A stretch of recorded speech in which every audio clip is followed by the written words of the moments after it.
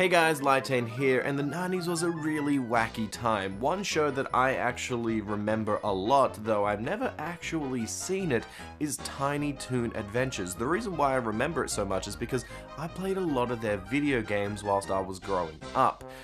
They had many different video games across many different platforms, but the one that I'm going to be talking about today is Buster Busts Loose for the Super Nintendo.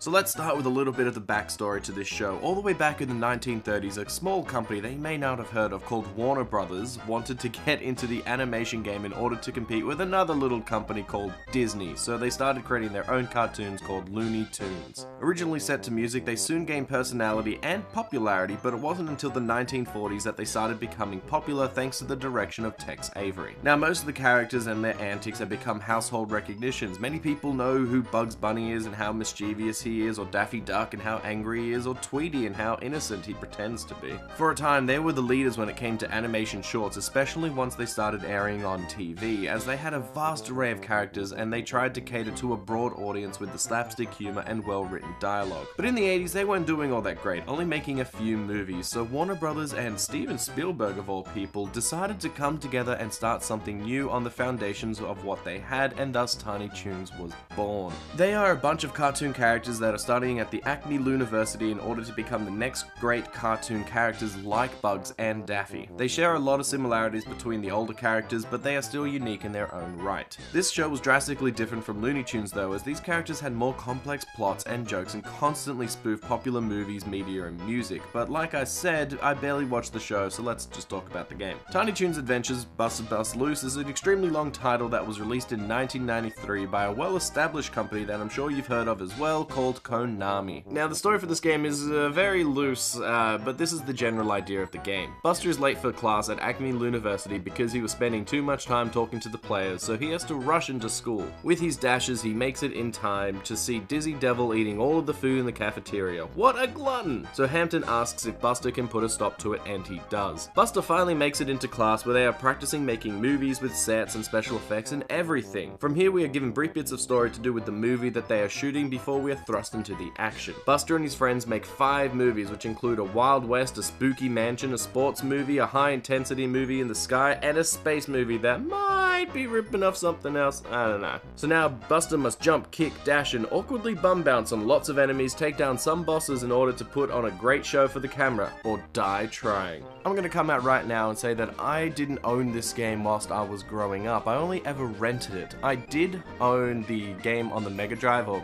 the Genesis, which was Buster's Treasure Hunt, and because I loved that character in that game so much, I used to rent this one all the time from the movie rental store because it had the same characters on it. But the games are drastically different. They're nothing alike at all. But that didn't stop me from getting it, and I used to hate it because I could never get past the 3rd level. So yeah, it wasn't very good in my heyday. You play as Buster Bunny, and I think I should go over the controls first. It's a simple platformer game, just like every game in the 90s was pretty much, where you're trying to go from point A to point B, and there's some obstacles in the way. Sometimes you're moving from right to left, left to right, down to up to down, but pretty much you're just trying to reach the exit of every level. So Buster handles fairly well, and both on the ground and in the air. Whenever you're walking around or you're jumping, you have full control over Buster, and that is really nice. When you're jumping in the air, he doesn't feel floaty, and you have ample control over his movements to land on the smaller platform, so it never feels cumbersome or bad, and it's just a joy to control him. But there are a few little nuances to his controls, which I'm gonna complain about now. Buster has a dash command, where if you press either the L or R button on top of the controller, he goes from 0 to hero, like just absolute breakneck speed straight out of the gate. Now most other games either has you holding a run button and then building momentum, or even just pushing the directional button and then building up momentum. This game, oh, push of a button, he's off.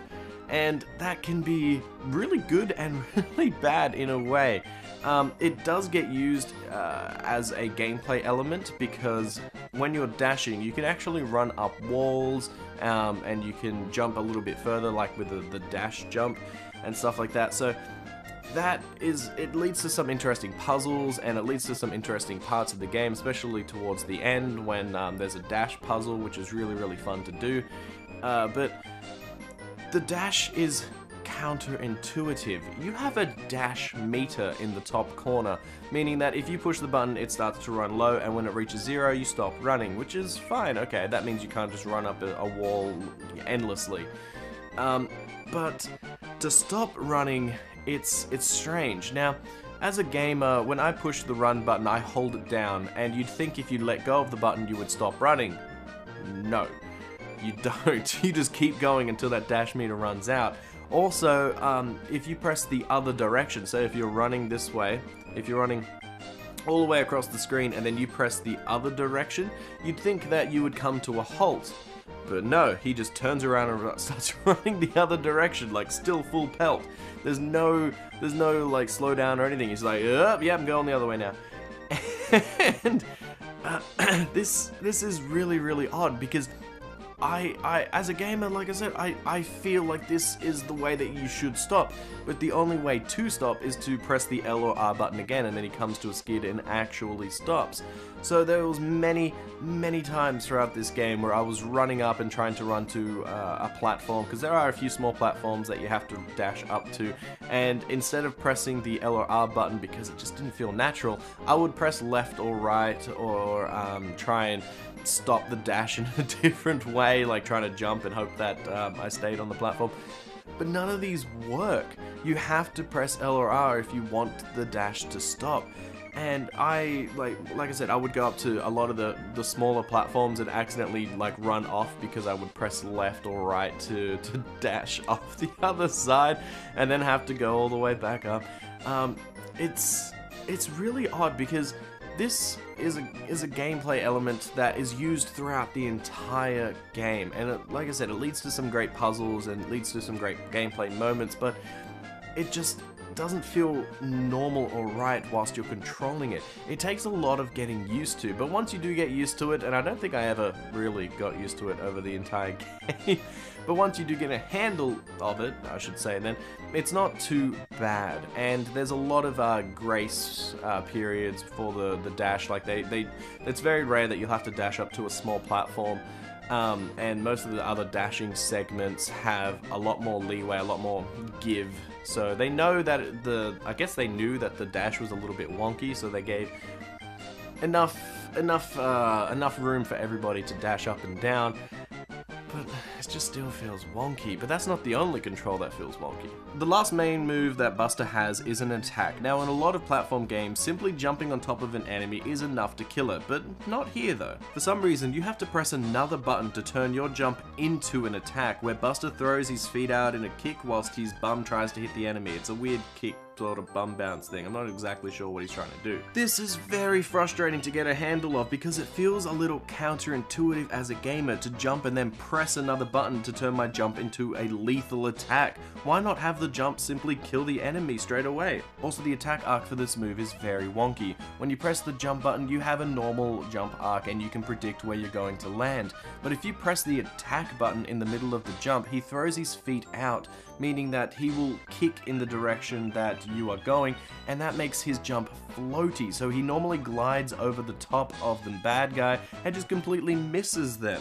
And I don't understand why. This really takes some getting used to in order to learn the way that his jump arc works and how to effectively kill or even hit some of the enemies in the game. I think this is the reason why I never finished this game as a kid. I couldn't control Buster in a very easy way, and it was just so frustrating. Words can't really describe how annoying this control scheme is, but once you play the game enough, you do in fact get used to it. But for new players, it's gonna trip you up a little bit until you master these fairly simple controls. But after you are comfortable with the controls, the game is a blast to play. Now, there are only 6 levels in this game, but each of them offer many different areas for you to explore, and all of them have a unique gimmick to them in order to keep the game fresh. All 6 levels have a very unique theme to them. Instead of just being the normal fire world, ice world, grass world kind of thing that a lot of other games did, this one has a whole different set of themes. Like, a university, a Wild West, a spooky mansion, space, and all that kind of stuff. So I think that is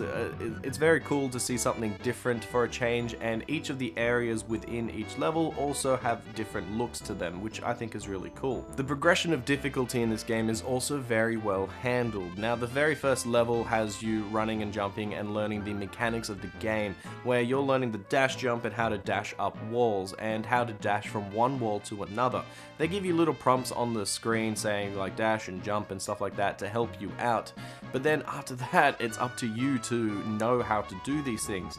There isn't death awaiting you if you do fail. It's just there are bad guys down the bottom, but it's not something that you just go through and be like, oh no, I can't do it once and now I died. So it's a nice progression, but as soon as they teach you these core mechanics, they expect you to know them and master them, because the very next level, the Wild West, has you dashing, or it's sort of like an auto dash segment, but if you screw up with your dash jumps, then you're gonna lose.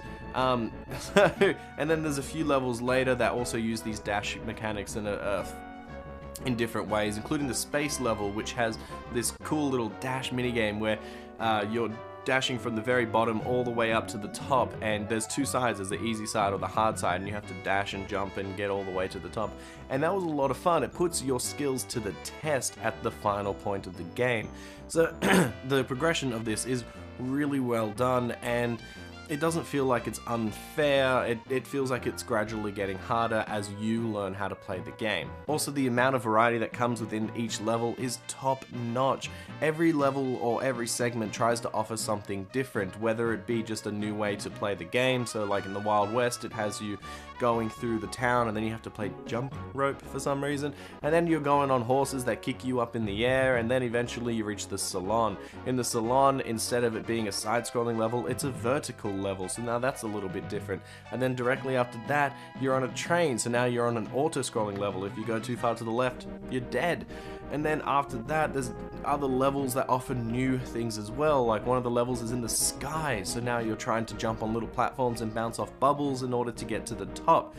Every level, every section tries to offer something different, so the whole game feels fresh and original as you play through it. The fourth level of the game is very different from the rest of the game, where it's not a platformer. Instead, it's based on American football. You're trying to run and or pass the ball all the way to get to a touchdown at the end, and it's a fun sort of game, but not really for me. It's a little bit too much luck based, and the controls feel a little bit wonky when you're trying to do the pass, but I also didn't understand the rules very much because I'm an Australian, so I don't really know American football. I have seen the Super Bowl a couple times, so I do have a vague idea of how this game is played, but I didn't really know, and there's not enough instructions given to me, so I died a couple times and I didn't really understand what was going on at the start, because I just made errors and I didn't even know. Like, I didn't know that you had to get a certain amount of yards and then it resets your tackles or your downs and stuff like that. So playing through that was a little bit frustrating at first, but I did learn it, and I guess this is just made for an American audience, really. Just a minor complaint. They should have had more rules explanation for anybody outside of the US. But where the main levels worked quite well, the mini games, however, are not so good. Every time you finish a level, you are forced to play a mini game at random, and they give you an extra life or lives depending on how well you do within them, and they all pretty much suck. Well, except for one, I guess. Bingo has you push a button and then wait a stupidly long time for the result before you can push the button again. I wouldn't even call it a game, honestly. Next is the wait game, where you have to pick one of 5 characters and you have to outweigh the other side, and if you do, you get a life. It's boring and fully random, where it honestly doesn't matter what order you pick the characters in. Also, the faces that they pull when they lose is heartbreaking. Look at poor Go-Go right now. He's so sad. Aww. Then we have Babs, which plays a little similar to Pac-Man, where Babs runs around and you have to push the button to control her. Her goal is to find her friends, and every one you find is a life, but you have to avoid Elmira and Hector the dog. At least that's what it says in the description. You also have to avoid Dizzy Devil, even though he is one of your friends. I lost the first time because I walked into him not knowing that I wasn't supposed to touch him. Next up is Hampton's Pipe Runner. This is Hampton running around pipes, and you have to change the course, sort of like Pipe Dream, and get him to eat the apples. This is perhaps the worst minigame of them all, because not only is it boring, but the controls are backwards. You would think that you were controlling the hole, and if you press right, then the hole would move to the right.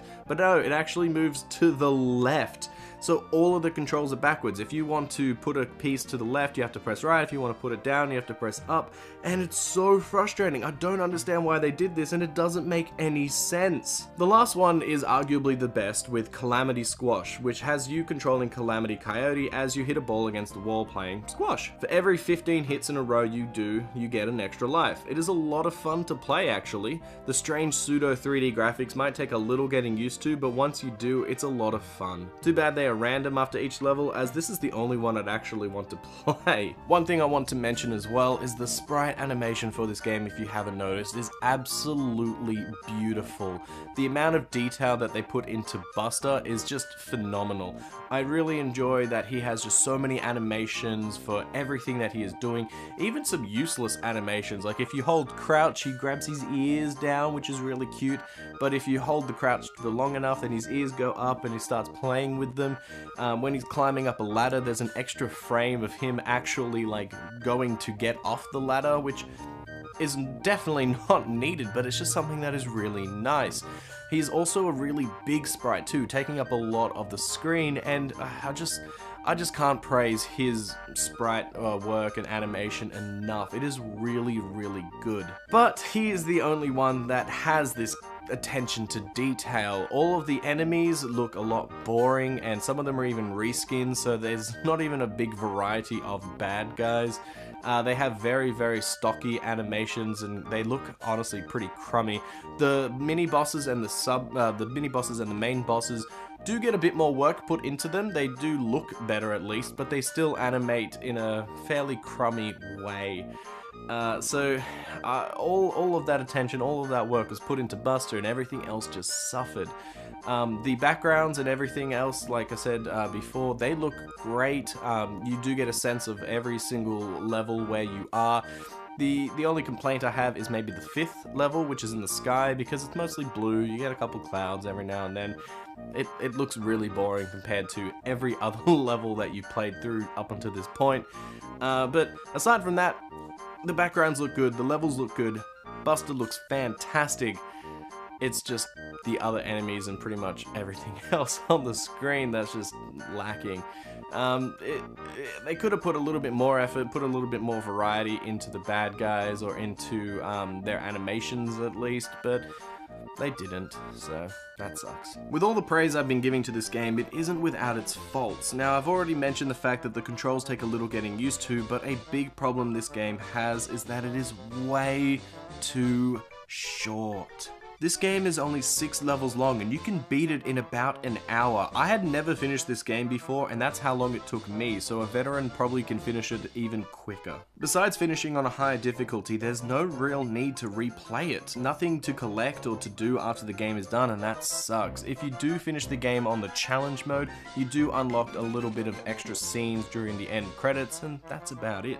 If I had to pay full retail for this game, I would have been very upset when I finished it, because I really don't think it would have been worth the money. This leads to the second problem. It is mostly easy. The levels aren't too bad to get through, and the bosses and mini bosses are just a breeze. Dizzy has you getting beneath him and knocking food into his mouth. I found if you just stand in the bottom right doorway, he can't even hit you with his attack. While this is an interesting boss idea, it's just poorly executed. The same thing happens with the spooky boss. You just knock some screws into a machine that's controlling him, and if he gets too close, you can just hit him and that will stagger him back, and once you figure this out, this fight is ridiculously easy. It isn't until the final boss that I had any trouble. Darth Plucky and his big ray gun are the final boss, and it is only difficult because of the very poor hit detection. The gimmick here is that you have to hit Plucky off the ray gun, then hope that his gun hits him with a ray before he reattaches himself. Did you hear that?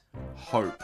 You have nearly no control in this boss fight. You can knock the ray gun to spin it the other way, but it fires in a seemingly random way. Even dodging it is a pain where you have to jump through a small space above the gun, and I swear I would do it only to land on top of the gun and then get hurt. It felt like I didn't need skill to win but luck, and that's not what I want in a final boss fight. In the end, Tiny Toons Adventures Buster Bust Loose, the incredibly long video game title, is worth it. And I say this because when I was playing through the game, I had a lot of fun. Now, when I go into a video game, that's one thing that I look forward to, is having fun. I don't play a game just because I have to or anything, and this game gave me a lot of enjoyment even though it was very short. The sense of progression that you get throughout this game and how each level is a varied gimmick or has, you know, new controls, or sorry, not new controls, just new something to do. It's just a lot of fun, and it kept me entertained from start to finish. It's true that the enemies aren't very good. The boss fights and the mini boss fights are pretty lame. They try to be original, but they just come across as fairly lame, and the game is way too short, so definitely take all of that into account before you play through this game or you purchase this game. So guys, tell me what you thought about Tiny Toon Adventures. Do you remember the TV show? Did you ever play the games? I barely watched the TV show, but I have seen a couple episodes, but I played the games way more than I ever watched the show, so I knew all of the characters and everything, but I had no idea what they were all about. I had to look it up on Wikipedia to get that intro and learn about the Tiny Toons, which is good. I like learning new things. But what did you think about Buster Bust Loose? Did you think it was a good game? Do you think it's too short? Do you think it was a crappy game? I think it was one of the more hidden gems of the Super Nintendo era because, like I said, it was just a lot of fun. I really wish there were more levels and there was just more stuff to do, but alas, that's it. So, tell me what you think, and don't forget to like and subscribe. Bye! You play as Buster, and honestly, he is fairly good There's a lot of variety here, which I really like. That is burped on camera.